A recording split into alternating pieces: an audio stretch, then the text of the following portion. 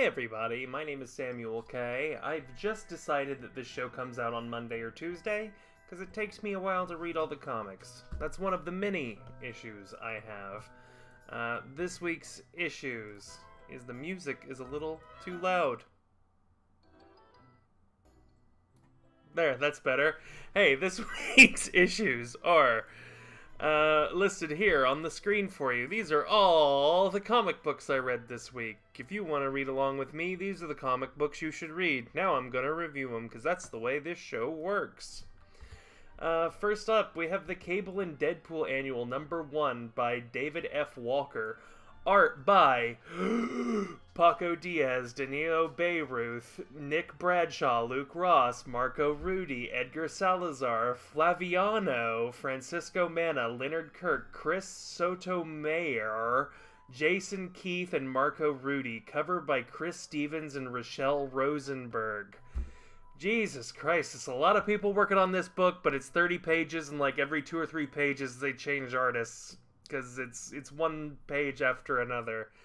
The whole thing is very hectic and fun because Cable and Deadpool are warping through various times and dimensions chasing somebody.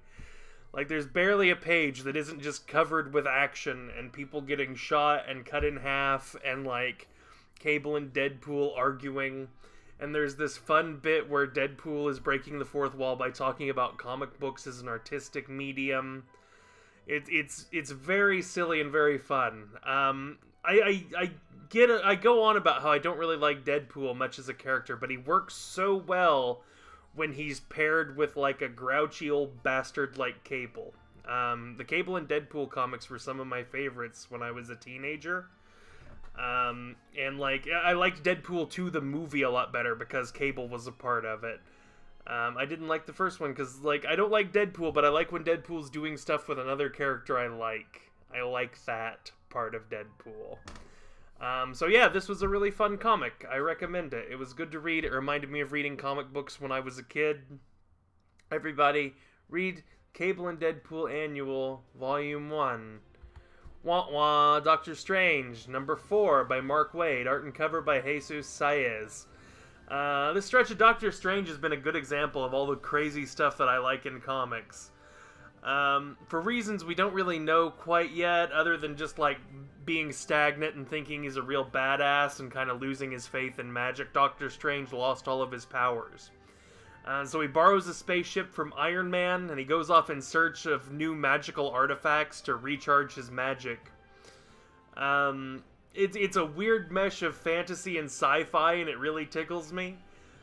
He's ended up with one of the Infinity Stones, which is going into the Infinity War thing that's going on right now. And he just made a friend with an Asgardian dwarf named Eofren. And so Eofren says, like, you know, you use all these magical artifacts made by other people. Why haven't you ever made your own? And so that's got me excited to read more Doctor Strange because I want to see what kind of cool-ass weapon Doctor Strange makes for himself. So, like, it's silly, it's weird, it's a crazy space opera thing going on, and it's exactly the kind of thing that I like about comic books, is they can do weird shit like this. But yeah, Doctor Strange was good this week. Next up, this Peter Parker, the Spectacular Spider-Man, #308.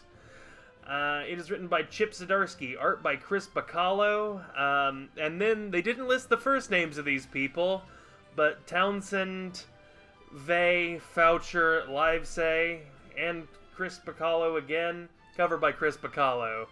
I absolutely fucking love this cover. It's fantastic.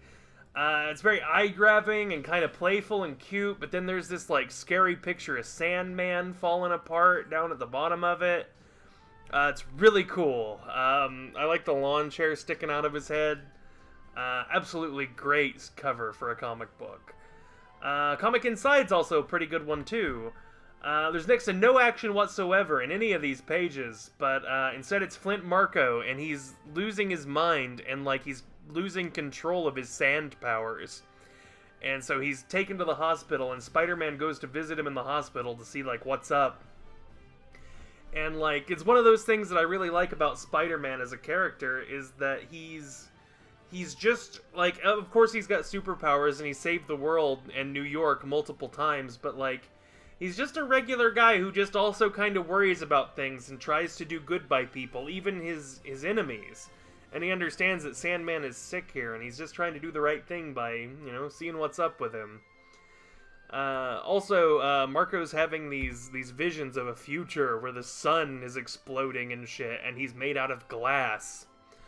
And so they're setting up for something going on in Spider-Man, which is really good. I'm excited that something is happening in this Spider-Man book that I like, because I'm not a huge fan, as you've probably noticed, of what's happening in Amazing Spider-Man right now. But the artwork in this has all been really solid. It's doing a weird story that's kind of sad. I'm excited to see where this is headed to. I like staying positive on this show and talking about the comic books that I like. So thank you for giving me a... Whoops, I didn't mean to move that. I think it's... Okay, now it's back in the center. Thank you very much, Chip Zdarsky, for giving me a Spider-Man comic that I can talk about that I like in my show. Thor number 4 by Jason Aaron. Art by Mike Del Mundo with help from Marco D'Alfonso. Cover by Mike Del Mundo. I am over the moon with how good this run on Thor has been. It's genuinely my favorite thing coming out from Marvel. So Thor and Loki are still in hell, waging war against Malekith, who's trying to take over the Nine Realms, and Cinder has shown up in hell and is setting everybody on fire and fighting. And, like, every time this comic book comes out, like, I'll say it and I'll never get sick of saying it. It's intense, it's fun, and the artwork is absolutely fucking gorgeous. Of course, my panel of the week is from this. Bum-ba-da-ba, panel of the week. Fucking Thor is covered in lava and on fire, and he gets the crown from Hela, and he magically makes a hammer out of frozen blood and proceeds to beat the shit out of Cinder with it. Like, it's fucking... Like, it's not fair to other comic books that cool shit like this is happening in Thor. Like, the other comics don't have a fucking chance to, like, show up as my panel of the week when cool shit like this is going on in Thor. It's unruly. It's savage to the other comics that this is happening to them. Excellent job, everybody involved. I love this comic. Please continue making it.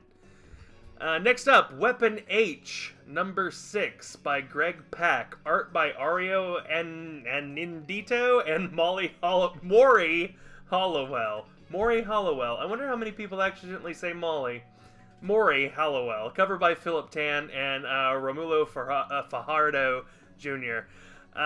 So, like, when I first started reading Weapon H, I couldn't help but think about what a stupid fucking concept it is. So, like, there's a genetically modified soldier who has the powers of Wolverine, like the healing factor and the claws and stuff and the metal skeleton, but also he can turn into the Hulk. And so, like, who would do that? Like, who would think, like, two of the most dangerous things ever devised, the Hulk and Wolverine, let's make one that's both. It's fucking stupid. But, like, it was the Weapon X program that did it, and, like, their entire business model seems to be predicated on just creating horrible, dangerous monsters they can't control, and then those things escape and then kill all the scientists. Like, they've built an entire fucking scientific empire on that. So, like, I've been reading it for 6 months, and it's been good enough when I read it, so I keep reading it, and I'm just like, I think it's stupid, but I'm enjoying it, and then, like, I guess this week was the first time it dawned on me, oh, Greg Pak is writing it. Like, of course it's going to be good. He's one half of the team that made The Incredible Hercules.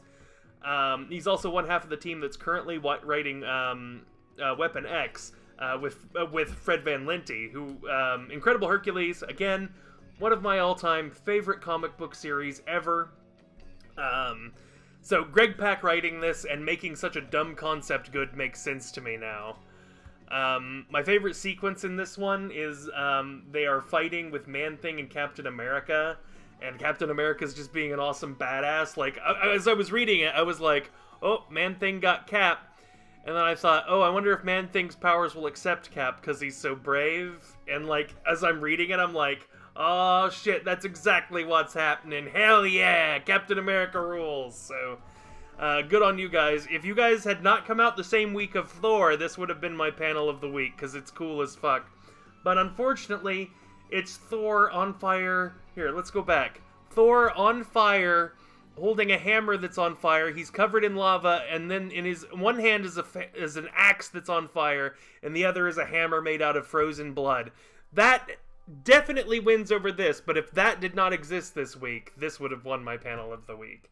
So, also a great sequence. I really like it. Captain America's like, haha, I got you, Man-Thing. I love it. Speaking of Greg Pak and Fred Van Lente, Wah Wah Weapon X number 22 by Greg Pak and Fred Van Lente, art by Yildiray Cinar and Frank Darmada, cover by Raza. What happened to the beautiful, fun artwork from Ricardo Lopez Ortiz? I looked him up on Twitter and he's working on other stuff now, but I'm sad to see him go, because I was really enjoying the work he was doing in this book. But the new artist is doing okay because he gave us this cool shot of Domino and Lady Deathstrike and Omega Red smashing through a stained glass window on dirt bikes. So, like, I'll take what I can get. Like, it's good with me. And so without further ado, it's time to preview a new segment on my show. Dun da da da da da da, comic versus comic. Dun da da ba da da da da da da da da ba da ba da. Okay, that's the theme song. It's the Mortal Kombat theme. So in this thing, if I read two comics that are very similar, I'm gonna compare and contrast them, and then pick a winner at the end. This week, I read two comics that had a very similar premise, that were about a group of teenage girls dealing with mysterious and supernatural forces beyond their control. Comic number one in this head-to-head bout, ding ding, standing in the red corner, it is Lumberjanes by Shannon Waters, Noel Stevenson, and Grace Ellis, art by Brooke Allen and Marta Laiho. It's no secret that I'm a big fan of fantasy stories, and I also like when something is light and kind of has some fun with itself. It's scratching an itch that I always wanted to have scratched by, like, Gravity Falls, or even, like, the podcast The Adventure Zone's Amnesty arc. But neither of those things are doing it, but Lumberjanes is doing it. It's a fantasy, horror, adventure story that takes place in a modern setting. The artwork in this, it's really vibrant, and it's silly, and it's good. There's lots of, like, noodle limbs with little claw fingers, which I do in my own artwork. It splits the difference between these kind of, like, moody and strange settings and a cartoony aesthetic really well, which I really like. It reminds me a bit of Adventure Time, and I'm not entirely sure that some of the people that work on this comic also didn't work on Adventure Time. So that makes sense. They also do, like, the way violence is done in Adventure Time a lot, too. It's just a lot of, like, jumping around, kicking and punching things, which is really fun. None of it's over the top, though. It's all just kind of grounded in reality, which I enjoy. The violence in it. There's also, like, some really good mysterious stuff happening, along with the comedy. Which I really like. I like when a thing can balance telling a good story and also being funny and vibrant and fun to read. My favorite character so far is Ripley. She seems to be kind of a near-feral idiot animal kid who, like, rushes into danger, and, like, I imagine she, like, has a snotty nose and her hands are kind of sticky. Like, I'm not sure why, but, like, she just seems like that type, and I like her. So I enjoyed the first volume of this book. We're not sure what's going on yet, but it's a supernatural mystery comic. So, things will start picking up, I'm sure. They fought a bunch of animals with 3 eyes, which is really mysterious, and one of them found what I assume is a magical bow and arrow at one point, so we'll see what's going on with that. I'll continue reading this.